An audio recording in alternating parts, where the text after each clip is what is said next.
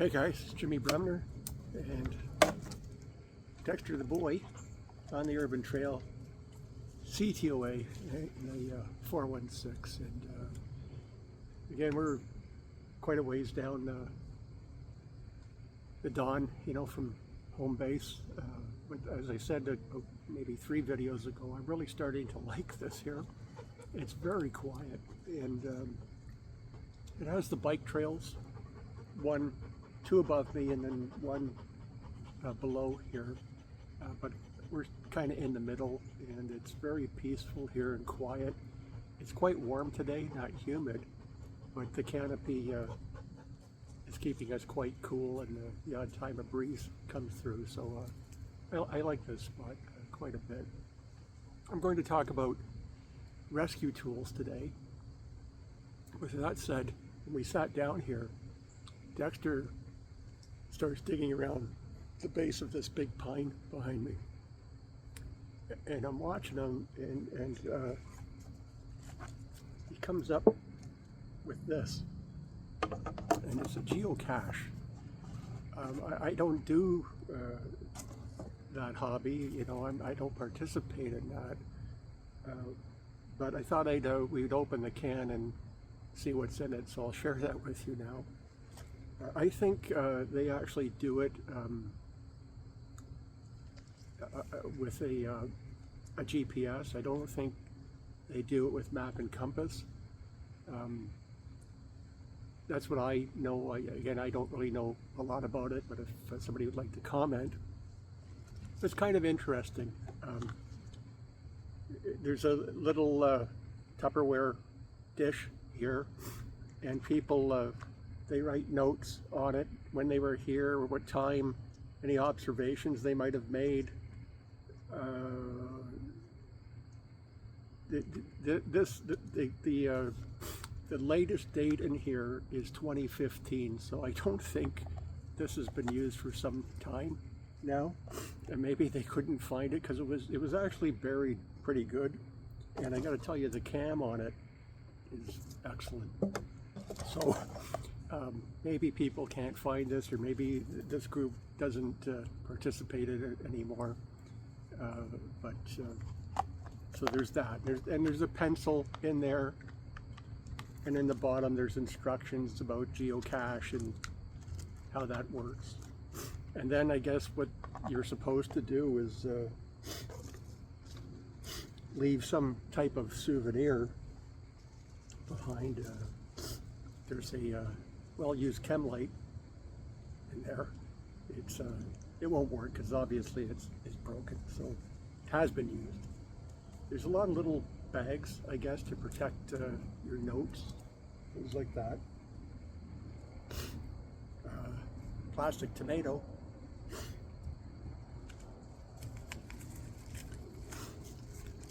A crayon, in case you need something to eat. A little dinosaur. A little puzzle with a ball that you're supposed to get into the center. And the last one, I'm surprised this still worked, because like you said, the latest date is 2015, and I'm surprised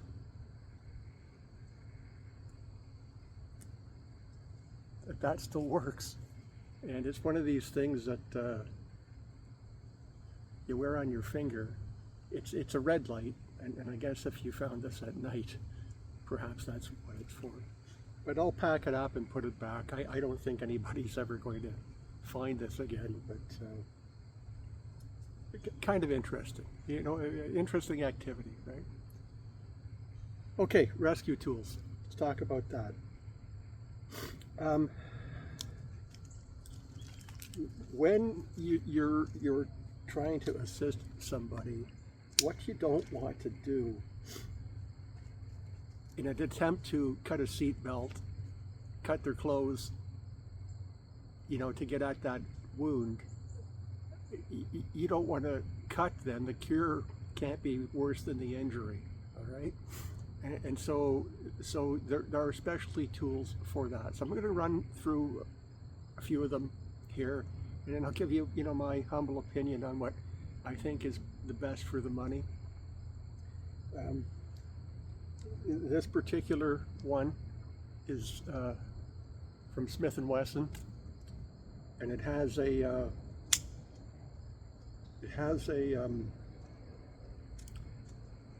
window breaking punch, spring loaded, that you load, and then you flip that mechanism and it pops out and should open that car window. And this saw, again, is meant, it's blunt nose, but it's meant for a bit of prying and cutting seat belts and clothing. It doesn't do anything else well. And these, I mean, I've had this for 100 years. It does come with a pocket clip, but I took it off because it made it easier to carry in the circumstances that I was in. But if I recall, this was probably less than $30, and it's a pretty robust tool. It's it actually functions pretty well for the price.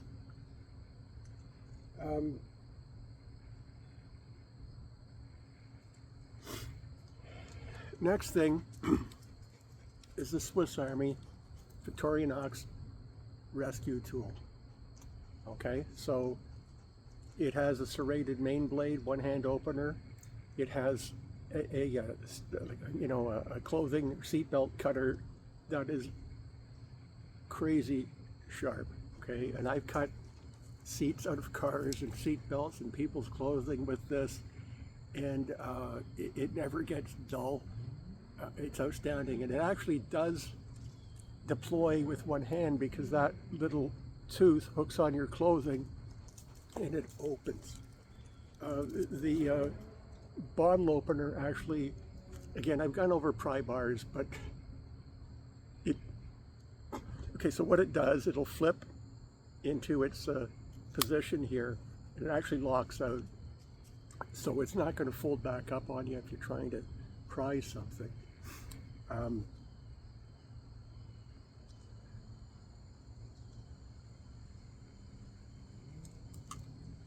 And it has a saw, again, that will open up with that tooth.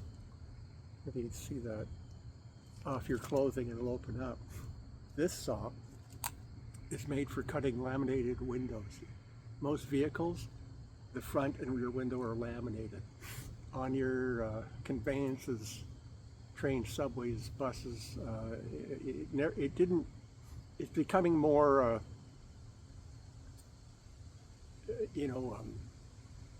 common that the side windows of those conveyances are laminated, and this thing goes through it like a knife through butter. You wouldn't believe it. And there is, on the very end there, I don't know if you can see it, let me close a couple blades. There is a glass breaker on it. It has a Phillips and an awl on it, and the glass breaker and the saw are replaceable. Right, so you can replace that if you like, and I have my, you still have your toothpick and tweezers on it, and the handles are iridescent, they glow in the dark. So you can't lose this thing. And right now on Amazon, it comes on around $85. Pretty good bargain, And so let's move on. Next one, I would go with the Spyderco rescue tool. One hand opening, crazy sharp. I'm talking scary sharp, okay? Has a blunt nose, so if you're going under a seat belt or, trying to cut clothing, it'll do that without injuring your patient. It has a whistle on it, should you need that. It has a pocket clip that you can turn, reverse, put it any way that you wish. It does have it has a really good lock, and then when you squeeze, I don't know if you can see that, when you squeeze the blade, the glass breaker comes out so you can punch a window out if you needed to. I think this is a really good tool, but now you're up in price. You're probably $125, $150 for something like this by Spyderco, but I mean, it's a really good knife, and it's actually in my everyday IFAC, and that's what I have.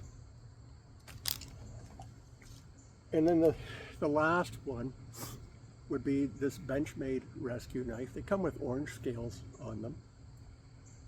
It has a seat belt cutter. It has a window breaker on it. I mean, it's total high quality. With Benchmade, if you manage to damage one, you send it back, they'll send you a new one or fix the one that you sent them. It has serrated, again, for cutting rope, clothing, seat belts. Then it has your regular grind on it. It has a blunt nose, so again, you're not hurting that patient. Pocket clip, reversible. Again, comes in orange scales. About 230 American. So it's a great tool, but it's quite expensive. So now you know, what would I pick? And again, I don't work for Swiss Army. You know, I wish when I did these videos, I could pick something else. But I have to tell you, this Swiss Army rescue tool, you can't beat it. And you can go online and watch, go to the Victorinox website, and you'll see demonstrations of firefighters using this to cut windows out, break glass, cut seat belts, you name it, it does it. And for about $85, $90, I'm talking Canadian, there's no way you could get a better tool than this. It's you can see that, a rescue tool. This is one of my favorites, and I take it with me when, it depends what I'm doing, but I'll take it with me, right? And I have, it doesn't have a pocket clip, but I clip this S-beaner onto a belt loop. I always have my elastic band. I explained this before. You put that on there, and it's retention, but if you need it, you have it, right? So this simple elastic band and a beaner goes a long way to retaining your equipment. And if you can send me, make a suggestion, if you can send me a better rescue tool than this, I'd like to see it, and I'll do a review on that. But I don't think it's possible that you could find a better, more thought out tool than this for the money. I've got, as you know, I have a lot of Swiss Army knives. I don't have one. I've got them, they're like 30 years old. Never gone dull. So, again, you make a decision on that. Last thing I'm going to cover here today, I talked about this rapid ridgeline thing, and maybe there's other ways to do things. So if you go into, one of your vehicle maintenance stores, jegs, something like that. Up here we call it Canadian Tire. If you go into we call it Princess Auto, you call it Harbor Freight, you can find these tie downs, right? It's got about a 7 mil line on it, and usually they're about 20 feet long. But you can replace this line. You could replace it with Dyneema line if that's what you chose to do, 7 mil. You could put 40 feet on it if you want. And the way it works is that you hook it on to your tie-off point, and then it ratchets down and it becomes taut and tight. It never comes loose. You can do like an overhand, half hitch if you wanted some insurance on it, but there's nothing faster than this, nothing, right? And so I have those when I need those things. And again, it's a different way of doing things, but if you don't know how to tie knots, this is probably the simplest thing that you could carry.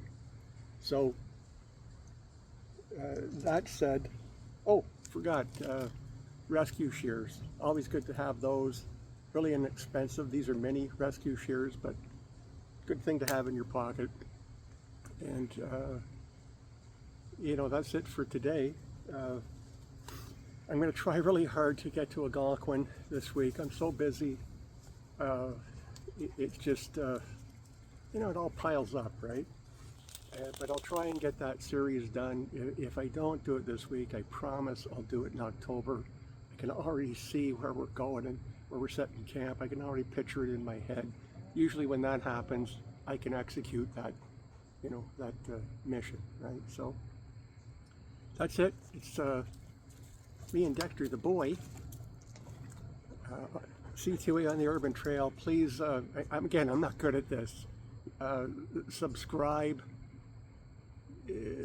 likes, comments, notification bell. I think you covered it all. Probably going to make a sign I hold up because I forget this most times, right? So again, I appreciate you watching and listening and commenting. It means a lot. And that's it. Jimmy Bremner, Dexter, the boys after something now. CTOA Urban Trail, we're out.